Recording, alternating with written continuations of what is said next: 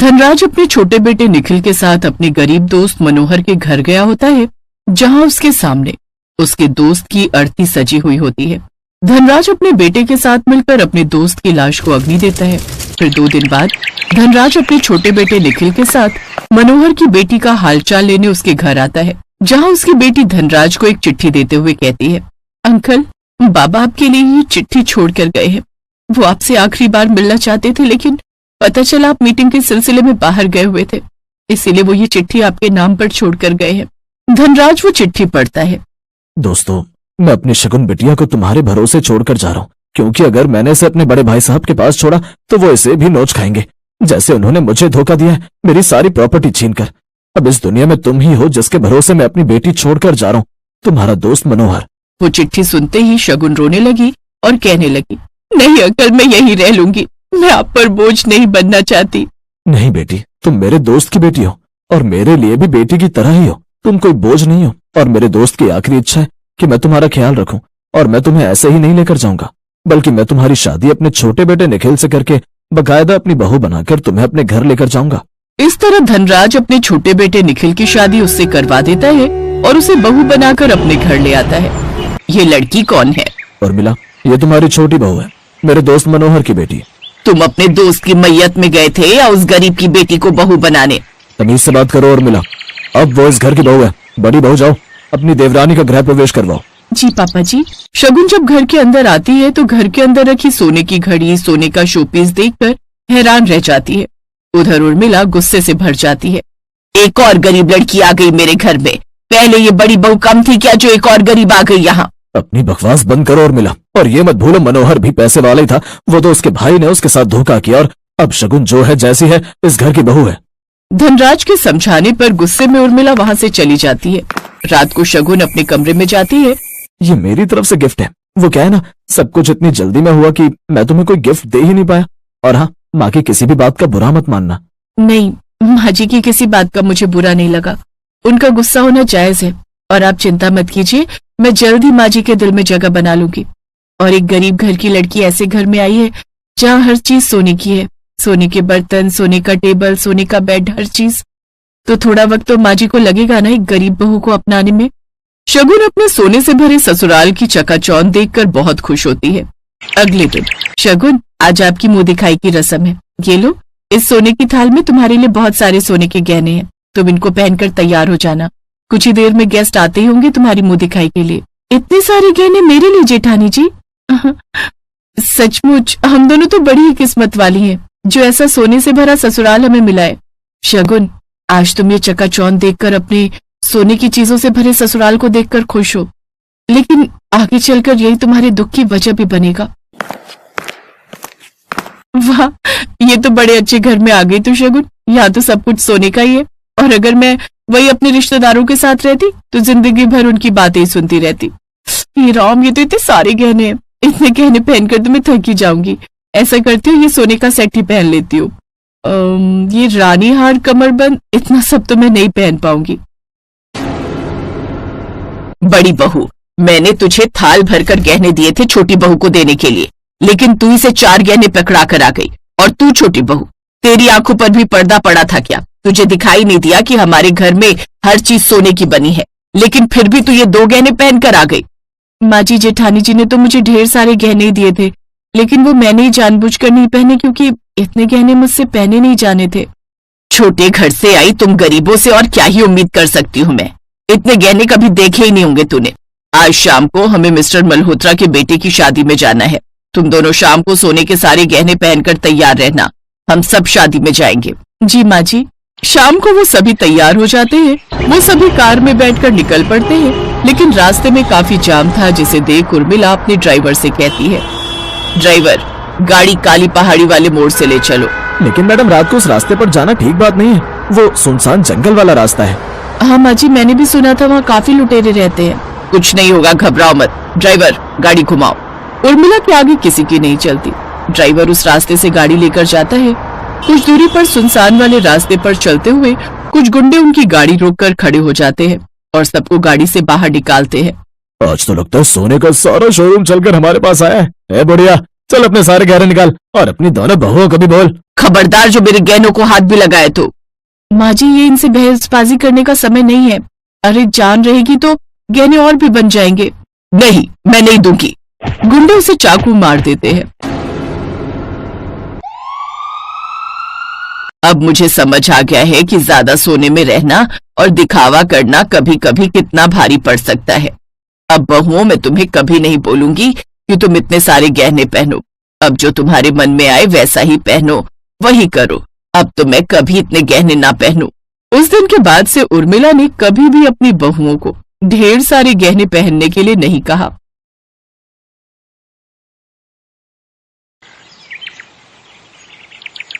मनीष एक auto rickshaw चलाता था। जब वो 15 साल का था तब उसके पिता का देहांत हो गया। इसी कारण मनीष को ही घर की जिम्मेदारी उठानी पड़ी और कॉलेज की पढ़ाई छोड़कर पिता की ऑटो चलाने का काम मनीष ने संभाल लिया। मनीष की बड़ी बहन सुलेखा की शादी में जो उसके पिता ने कर्जा लिया था, उसे उतारने के लिए मनीष ने अपना घर भी बेच दिया और माँ के साथ किराए के घर में रहने लगा। मनीष की बड़ी बहन अपने ससुराल में खुश है। इस बात की उसे बहुत तसल्ली है। माँ, सुलेखा दीदी का मेरे मोबाइल पर फोन आया है। तुम बात कर लो, फिर मैं ऑटो लेकर काम पर निकलता हूँ। हेलो सुलेखा दीदी, ये लो माँ से बात करो। हाँ बेटी, अपना ध्यान रखा कर, खूब खाया पिया कर, इससे बच्चे की सेहत पर अच्छा असर होगा। अब बस यही इच्छा है कि जल्दी से मैं नानी बन जाऊं और मनीष मामा। हाँ वो तो है, अब मामी कहलवाने वाली बस आ जाए तो मैं सुकून से तीर्थ यात्रा पर निकल जाऊंगी। नहीं नहीं, अपने नाती पोतों को खिलाकर ही तीर्थ यात्रा पर जाऊंगी।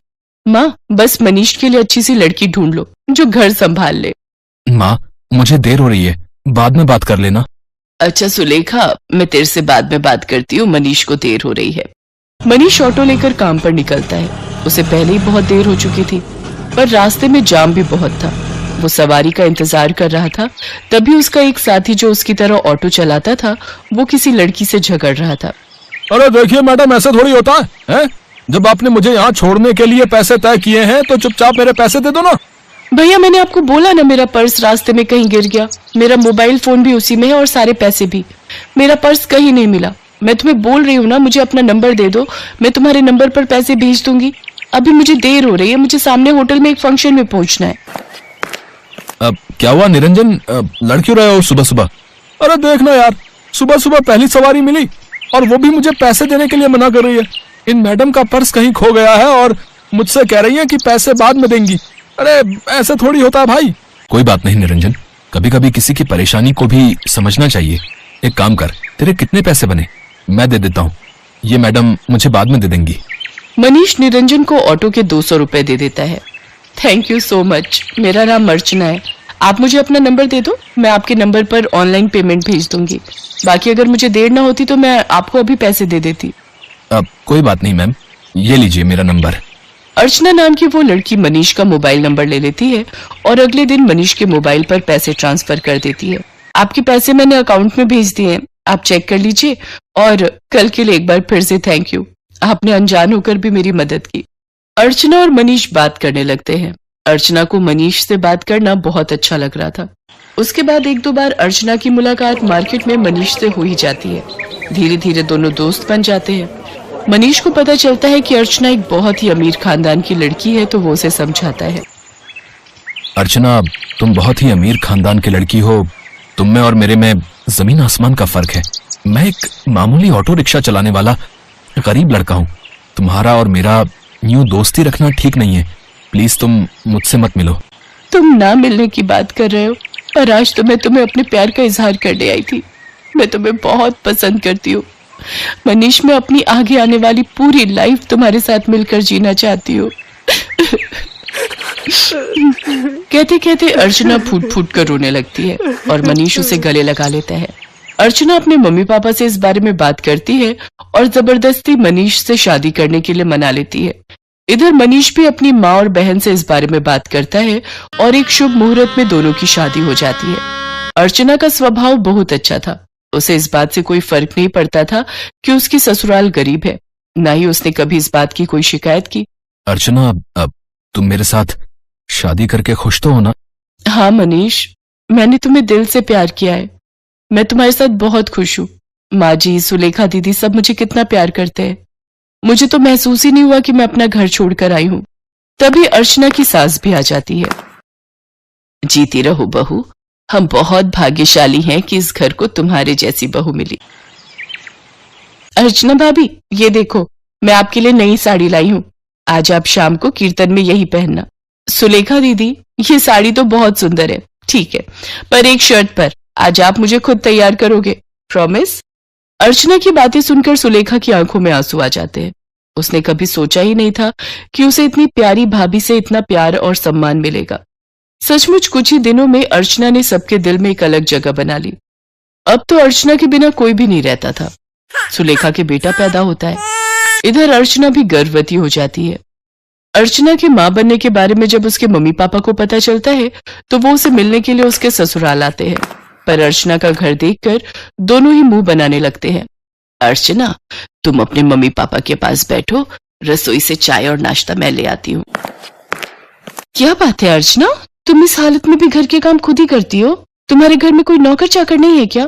कैसी बातें करती हो ललिता तुम जानती भी हो तुम्हारी बेटी किस घर में ब्याही है। यहाँ 2 वक्त की रोटी खाने के लिए भी सोचना पड़ता है।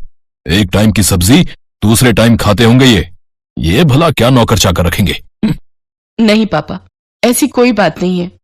माँ जी और मनीष ने तो मुझे कई बार कहा है कि मैं घर में कोई काम वाली रख लूं, पर पूरा दिन मैं घर पर होती हूँ, मेरा भी मन नहीं लगता, और फिर मैं तो कुछ भी नहीं करती, सारा काम माँ जी ही करती है, मुझे उठने ही नहीं देती।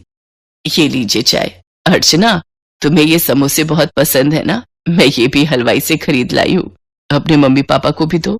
नहीं नहीं, मैं ऑयली फूड कम खाती हूँ, और अर्चना तुम भी ये सब मत खाया करो, तुम्हें इस टाइम में जूस फ्रूट्स ये सब लेना चाहिए। बहन जी, आप तो समझदार हैं, ये समोसे वगैरह ये सब बहुत नुकसानदायक है। मम्मी, आप मेरी टेंशन मत लो, माँ जी मेरा पूरा ख्याल रखती है। वो मुझे समय पर जूस फ्रूट दूध दही सब्जियां और सब कुछ खाने के लिए देती है। तभी अर्चना की ननद सुलेखा भी आ जाती है। अर्चना भाभी, मैंने डॉक्टर से अपॉइंटमेंट ले लिया है, कल सुबह 11 बजे आपको मेरे साथ चलना है, तो आपका चेकअप हो जाएगा और बाकी जो इंजेक्शन वगैरह। सुलेखा, तुम्हारा कौन से हॉस्पिटल में बच्चा हुआ था जिस डॉक्टर के बारे में तुम बात कर रही हो? जी, वो बड़े बाजार में जो हॉस्पिटल है जहां डॉक्टर नेहा बैठती है, वो सस्ता बेकार सा हॉस्पिटल। अर्चना, तुम उस हॉस्पिटल में चेकअप के लिए जाओगी? तुम्हारा दिमाग तो ठीक है। अर्चना, तुम एक मामूली से हॉस्पिटल में चेकअप के लिए जाओगी? तुम चिंता मत करो, इन लोगों के पास अगर तुम्हारे इलाज के लिए पैसे नहीं है तो क्या हुआ, मैं तुम्हारे लिए इस शहर के सबसे बड़े नामी हॉस्पिटल में आज ही बात कर लेता हूँ। और तुम अभी के अभी अपना सामान पैक करो और हमारे साथ चलो। किसके घर? आपके घर पापा? मैं अभी अपना घर छोड़कर कहीं नहीं जा सकती। मुझे डॉक्टर नेहा, जो कि एक बहुत बड़ी और समझदार डॉक्टर है, उन्होंने सुलेखा दीदी की नॉर्मल डिलीवरी की है। उन्होंने मुझे पूरा रेस्ट करने के लिए बोला है। और शायद आपने ठीक से सुना नहीं, मुझे कल सुलेखा दीदी के साथ डॉक्टर के पास जाना है। आप थोड़ी देर और बैठेंगे या जा रहे हैं? क्योंकि अभी ना मनीष आने वाले हैं। वो शहर में एक नया रेस्टोरेंट खुला है, वहां पर मेरी फेवरेट आइसक्रीम मिलती है, तो आज मेरा वो खाने का प्लान है, तो हम सब डिनर के लिए जाने वाले हैं। अर्चना का ऐसा कोई प्लान नहीं था, ये उसकी सास और सुलेखा जानते थे, पर अर्चना अपने मम्मी पापा को एहसास दिलाना चाहती थी कि उसके ससुराल वालों का और अपमान ना ही करे तो उनके लिए बेहतर है। अर्चना के मम्मी पापा लज्जित हो जाते हैं और कुछ देर बाद वहां से चले जाते हैं। अर्चना की सास और ननद दोनों की आंखों में खुशी के आंसू थे। अर्चना अपनी सास और ननद के गले से लग जाती है।